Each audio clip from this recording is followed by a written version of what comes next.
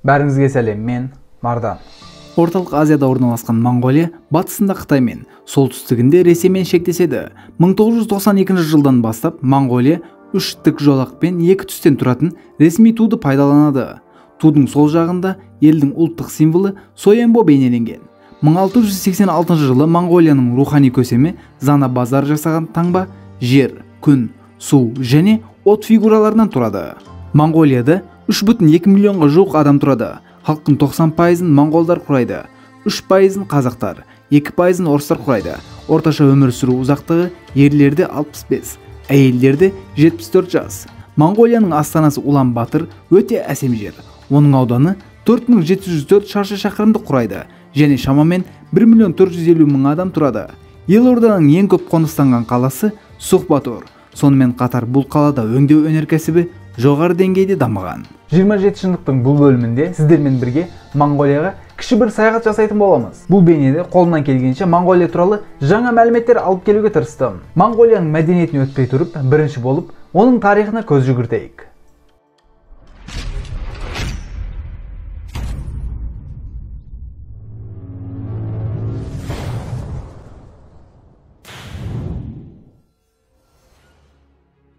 Біздің заманымызға дейін 3-ші ғасырдан бастап аймақ түріктердің қол астына өтті. Көктүрік, ұйғыр, Қарақытай мемлекеттері үстемдік етті. 1206 жылы Моңғолияда Шыңғыс хан біріктіріп ұйымдастырған тайпалармен алғашқы моңғол мемлекеті құрылды. Бұл өте күшті империя болды. 1227 жылы Шыңғыс хан қайтыс болғанда Моңғол империясы оның ұлдары арасында екіге бөлінді. Өгедей мен Толой ұрпақтарынан шыққан хандар Моңғолияны 1634 жылға дейін биледі. 1634 жылы бұл аймақты Манжур әулеті жаулап алды және солардың билігінде болды. 1752 жылы бүкіл Моңғолия Син әулетінің қол астына өтті.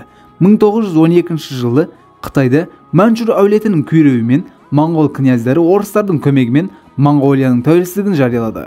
Богдок хандығы билікке келіп, Богут хан елдің императоры болып жарияланды. 1915 жылы Қытай Моңғолияның тәуелсіздігін мойындады, бірақ 1919 жылы Моңғолияға басып кірді. Елде тәуелсіздікті жақтайтын Моңғол халық партиясы құрылды және партия Ресейдегі большевиктерден көмек алды. 1921 жылы орыс әскері Қытайды Моңғолиядан қуып шығып, елдің тәуелсіздігін қалпына келтірді. КСРО-ға жақындығы шеңберінде Моңғол Халық Республикасы құрылып, КСРО-мен байланыстар дамыды. 1928 жылы билікке коммунистер көсемі Хорлогин Чойбалсан келді. Қытайдан бөлініп тәуелсіздігін қайта алған Моңғолия большевиктердің көмегімен құрған әкімшілік жүйесімен дүние жүзіндегі екінші коммунист ел болып, Кеңес одағының бақылауында болды. Сталиндік саясаттың кесірінен 30 мың режимге қарсы адам өлтірілді. 1939 жылы жапондардың басып кіруімен моңғол және орыс әскерлер Номонхан деп аталатын соғыста жеңіліс тапты. 1945 жылы 20 қазанда референдум арқылы тәуелсіздігін жариялаған Моңғолия халықаралық аренада тануға күш салды. Моңғолияны алғаш рет ұлтшыл Қытай 1946 жылы мойындады. 1961 жылы Біріккен ұлттар ұйымына қабылданды. Қытаймен жақсы қарым-қатынастар дамып, теміржол желісі құрылды.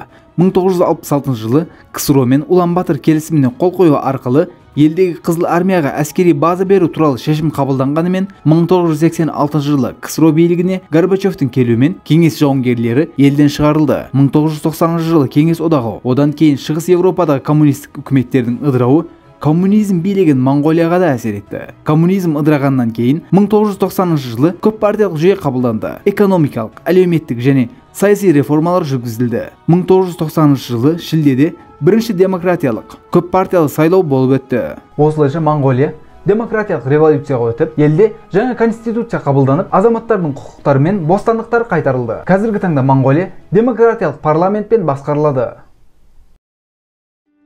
Улан Батырда ең көп келетін екі алаң бар. Біріншісі Шыңғыс хан алаңы. Онда Шыңғыс ханның ескерткіші бар. Екіншісі Сухбатор алаңы. Ақша бірлігі Турики деп аталады. Бір қызығы, елде тиын қолданылмайды. Моңғолияның орталық банкі басып шығарған және моңғолдар Тугрик деп атайтын ақша бірлігінің ең жоғары банкноты 500 Тугрик. Елдің ресми тілі моңғол тілі, бірақ орыс және қазақ тілдері де жиі сөйленетін тілдердің қатарында. Моңғол тілі әлемдегі үйренуге ең қиын тілдердің бірі. Соңғы уақытта елге көптеген туристер келгендіктен ағылшын тілі Астана мен орталық қалаларда жиі сөйлейтін тілге айналды.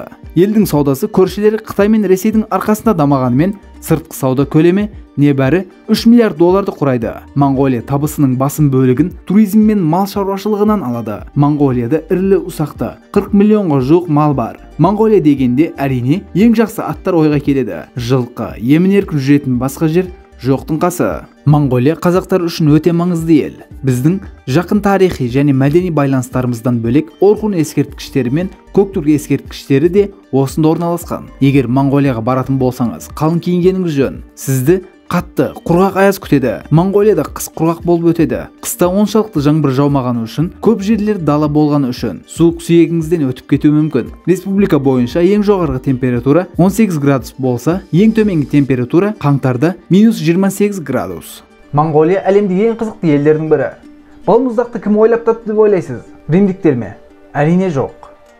Балмұздақты алғаш монголдар ойлап тапқан деседі. Атақты саяхатшы Марко Полоның арқасында бұл өнертабыс Европаға, содан кейін бүкіл әлемге тарады деседі. Қалаларын өздерімен бірге алып жүрді. Алайда халықтың көбеюіне және қалалардың өсуіне байланысты бұл әдеттерден бас тартты. Өйткені алып қалаларға көшу өте қиын болды. Монголдардың өз атасы Шыңғысханға берілгендігі сонша, елорданың сыртында орналасқан биіктігі 131 метрлік Шыңғысхан мүсінін жасап, өздерінің адалдығын көрсетті. Бұл мүсінде әлемдегі ең үлкен мүсіндердің бірі. Әлемдегі ең оғаш ралли осы жерде жыл сайын өтеді. Бұл раллидің ең оғаш ережесі жарысқа түсетін көліктерге 1 литр ғана бензин құйылады. Егер сіз мотоциклмен жарысатын болсаңыз, мотоцикліңіздің жылдамдығы ең көбі 125-ке дейін шыға алатын болу керек. Бұл раллидің басқа негізгі ережелерінің бірі ең қарапайым және нашар көліктермен жарысу. 1990 жылы КСРО-ның ыдырауымен кеңестік кезеңде жабық нарықтық экономикаға тәуелді болған Монголия еркін нарықтық экономикаға көшуге тырысты. Шаруашылық құрылымына түбегейлі өзгерістер кіргізілген Монголияда мемлекеттік кәсіпорындар бірте-бірте жекешелендіріліп, еркін нарықтық экономикаға көшу үрдісі қарқын алды.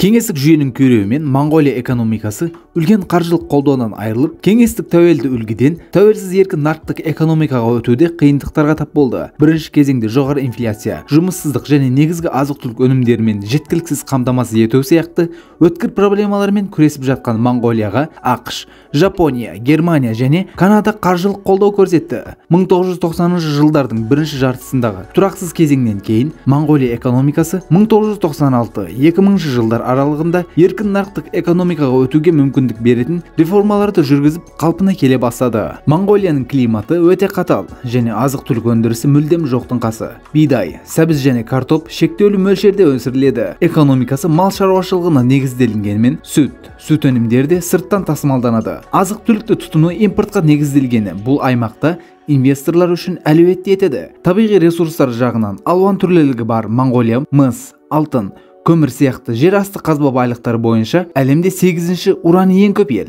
Монголия экономикасының жоғары өсу қарқыны негізінен тау-кен өнеркәсібіндегі белсенділікке байланысты. Монголияның қазіргі өнеркәсіптік өндірісі минералдық ресурстарға қатты тәуелді және шетел инвестициялары тау-кен секторында шоғырланған. Энергия өндіру төмен болған Монголияда мұнайдың 90%-дан астамын Ресейден импорттайды. Демек Монголияға мұнай жағынан толықтай тәуелді деп айта аламыз. Қытай мен Ресейден кейін ең көп импорт жасайтын елдердің бірі ақш пен Жапония. Монголдар сары нәсілдің классикалық түрі. Олардың орташа бойы 1,68 сантиметрден асады. Дені құрылысына байланысты қысқа аяқты моңғол халқының басы дөңгеленіп, өзіне ғана тән ерекшеліктері бар. Оның үстіне қысық көздері мен сақалдары бар. Сонымен бірге моңғолдардың мойны жуан болып келеді. Әрине бұл ақпарат жалпылама болып табылады. Моңғолдар азшылық топтарда өмір сүруді ұнататын қауым. Моңғол емес мұсылман қазақ түріктері елдің батыс бөлігінде тұрады. Моңғол емес азшылықтың үлкен тобы Монголия қазақ түріктері. У вас в Монголии главный муфтий кто? Я. Вы самый главный муфтий? Моңғол халқы спортқа ерекше мән береді. Моңғолдардың арасында күрес өте танымал. Моңғол халқының 7-ден 70-ке дейінгі күреске деген сүйіспеншілігі елде көптеген спортшыларды дайындауға негіз болды. Сонымен қатар садақ ату мен ат жарысы жиі өтетін елдің бірі. Кішкентай балаларға ат үйрету арқылы балалар табысты жүйріктерге айналады. Елде өтіп жатқан жарыстарға көрермендер үлкен қызығушылық танытуда. Елдің қалаларында тұратын халық саны шамамен 51%-ді құрайды. Қалғандары малына жайылым іздеп көшпелі өмір сүретіндер. Халықтың бұл бөлігі үнемі көшпелі өмір сүреді. Елдегі ең көп таралған дін буддизм. Буддизмнен бөлек ислам, шаман, христиан діндерін ұстанатындар көп. Елде тұратын түркілердің көпшілігі мұсылмандар. Исламның бүгінгі Монголия жерімен алғашқы байланысы 10 ғасырда саманилер арқылы болса, монголдардың ислам қауымдарымен, әсіресе түріктер, парсылармен байланысы кейінгі ғасырларда жалғасын тапты. Алайда Монголияда ислам дінінің таралуына 20 ғасырда елдің шығыс аймақтарында тұратын қазақтар себепкер болды. Соған қарамастан елдегі исламды қабылдайтын адамдар негізінен түркі тектілер. Монголияда тәуелсіздік алғаннан кейін жалғасқан коммунистік режим кезеңі елдегі мұсылмандар үшін өте қиын кезең болды. Бұл үдерісте наным сенім және ғибадат бостандығына тосқауыл қойылды. Мешіттер өртеніп қиратылды. Монголияда ислам 1990 жылдары қайта жандана бастады және бір партиялық биліктің аяқталуымен елдегі мұсылмандар үшін салыстырмалы түрде қалпына келтіру процесі басталды. Қазіргі кезеңде Монголияда шамамен 150-200 мың мұсылман бар деп есептеледі. Бұл жалпы халықтың шамамен 5%-ын құрайды. Сонымен қатар монголдар арасында саны аз болса да, ислам дінін қабылдағандар бар. Монголияда тәңір культі бар. Бұл киелі аспанға деген сеніммен аспанның аспан құдайы тәңірін тануды білдіреді. Сонымен қатар аңыздарда Умай бәйбішесі мен жер асты құдайы ерлік қарт ретінде бейнеленген. Табынудың дәстүрлеріне отқа табыну, өлген ата-бабаны қастерлеу, өмірлік күшке сену жатады.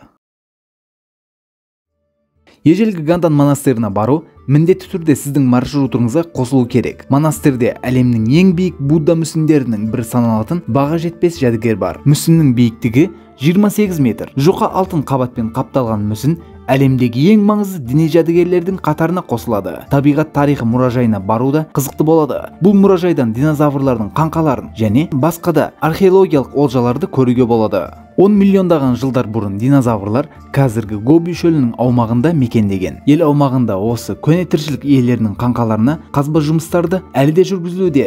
Динозаврлардың әртүрлі түрлері мен олардың мекендейтін жерлер туралы экспонаттар да мұражайларда қойылған. Жергілікті туроператорлар өз елдеріне келушілерге осы динозаврлардың мекендейтін жерлеріне сергек саяхат жасау мүмкіндігін ұсынады. Сүт өнімдері моңғол отбасыларының өмірінде маңызды рөл атқарады. Моңғолдар күнде таңертең термосқа сүтсейцай, сүт қосылған шай қайнатады. Бастапқыда сапасы төмен көк шайды қайнатып, оған тұз, мал майы, қуырылған ұн, сүт қосып дайындайды. Бүгінгі күні Монголияда сіз шайға және аздап тұзға сүт қосылған басқа рецептті жиі таба аласыз. Бұлақтардан, өзендерден немесе көлдерден жиналған су пайдаланылады. Моңғол асханасында орны бөлек атақты ет қамырынан ешкі, қой немесе кейде сиыр етінен дайындалатын буыз тағамы да танымал. Бұл тамақ дәстүрлі түрде буымен пісіріледі. Монголияда және көршілес елдерде өте танымал тағам суйван, қуырылған немесе пісірілген кеспе, көкөністер мен ет қосылған бұқтырылған тағам. Көшпелі өмір салтына байланысты тағы бір тағам хорхок. Ол Шыңғысхан заманынан бері жабық ыдыста ашық отта дайындалған. Бір бейненің де аяғына келдік. Монголия елі туралы сіздерге қолымнан келгенше жақсы мәліметтер айтуға тырыстым. Бұл видео сіздерге ұнады деп ойлаймын. Егер ұнаған болса лайк басып, каналға жазылуды ұмытпаңыз. Қай ел туралы видео көргіңіз келсе, комментарияда сол елдің атын жазыңыз. Қолымнан келгенше жақсы мәліметтер алып келуге тырысамын. Ендеше, келесі бейнелерде көріскенше, мен Мардан.